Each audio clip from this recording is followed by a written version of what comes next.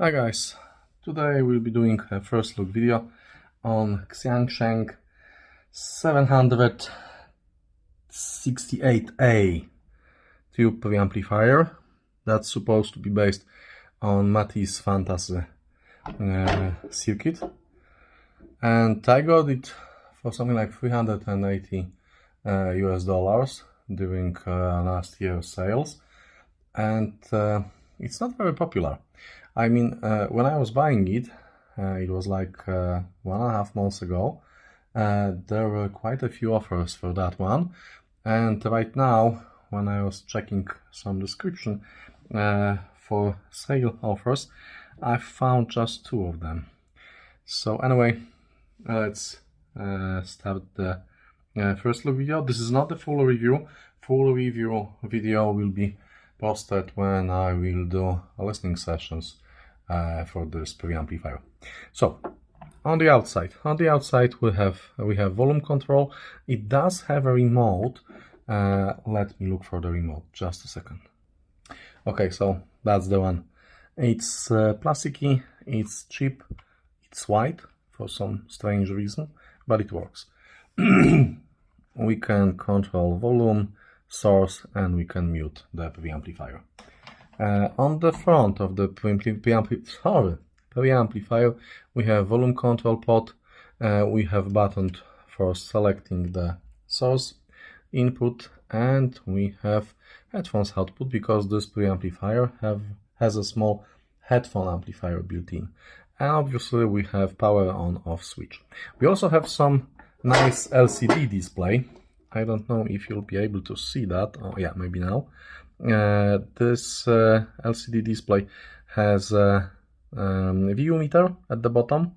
It has some nice glowing tube logo and 8-digit displays for volume level. Yeah, in the back of the preamplifier, and that's one of the reasons that I got this one, we have quite nice set of inputs and outputs. We have one set of balanced inputs, we have 3 sets of single-ended FCA inputs, 1 set of balanced outputs, and 1 set of single-ended outputs. We also have a power socket with integrated fuse compartment. Nothing at the bottom of the device, so let's take a look inside. It's not as thick as I'm used to, but it's still quite solid and sturdy. It's actually very nice chassis. I got this amplifier for like $380, $360, $70, something like that, and I was pretty amazed when I looked inside of it, because I don't know if you'll be able to see that. Okay, maybe let's do it like that. Let's zoom a little, yeah, and let's move the camera like that. Okay, so what do we have inside? We have a pi filter, which works as a filter for EMI and RFI frequencies coming from the power network.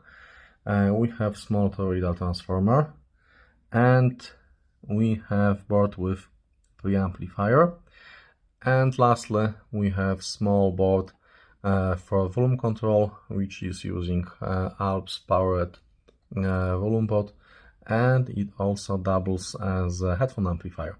There is a, let's zoom in, there is another pot here, but I have no idea what is it for.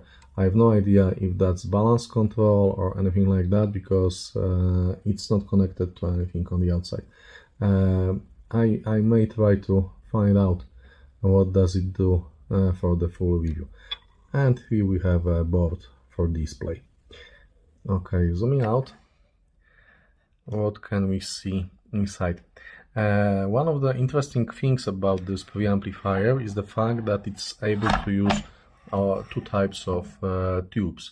It can use very popular 6J1 tubes. These are very popular because of headphone amplifiers like Little Bear that are using the same type of tubes, but it's also able to use 6C1 tubes, which are not that popular, but then again this translates to some very nice and low prices for new old stock tubes. When I bought it, it came with Chinese 6J1 tubes, but I've already bought some nice RCA NOS tube set from the 60s, I think. So my listening sessions will be done, I think, mostly with RCAs, but I will also check how does it sound with the cheap stock Chinese tubes. As you can see, the balanced input and balanced outputs are actually single-ended converted to XLR using operational amplifiers, and these operational amplifiers are OPA 2604, so quite nice OPAs from Bull Brown, formerly, right now, Texas Instruments. We have 4 tubes.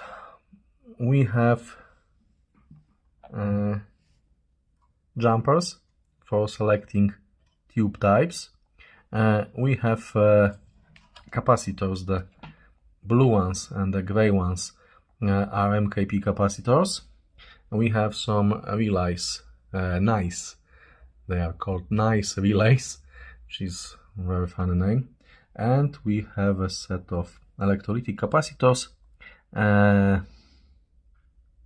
2 blue LNAs, a set of Nichicons, and this one I think. This one is also Nichicon, but as you can see, this one doesn't look so good. It's actually swelling, and I will have to replace it. I will probably replace all of them at the same time, because it will be one job, and just to be on the safe side. These ones are rated for 3300 microfarads. This one is 4700, and these ones are 150 microfarads, 4 of them.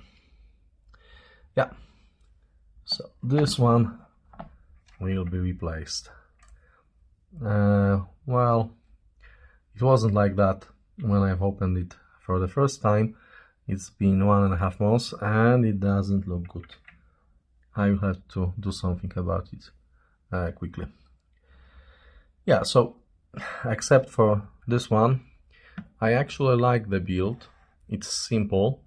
According to the information that I found on the web, on the original Matisse Fantasy preamplifier, it should sound very good, but we will see about that. I've listened to it for about like 15 minutes or 20 minutes, because this one has already finished burn-in. I've left it playing for a week or something like that, and this is when this probably happened. So anyway, I've listened to it for like 10 or 15 minutes, and it was very clean. There was no noise whatsoever, so that was good. Okay, so if you have any questions, if you've noticed something interesting, give me a shout in the comment, and I will show the insides once again. You should be able to see jumpers right now, and the parameters on the transformer, and the volume control with headphone amplifier. One thing that I don't like here are obviously these ones. These are cheap computer flat cables, and they are carrying audio signal here. So this is something that I will replace when I will be replacing the capacitor, because again that will be one job to unscrew the PCB, to remove it and to replace the wiring and the capacitors, and maybe also these ones, because they are very thin, I think. Okay, so that's it. Stay tuned for a full review, and I'll try to do it as soon as I can. Bye guys.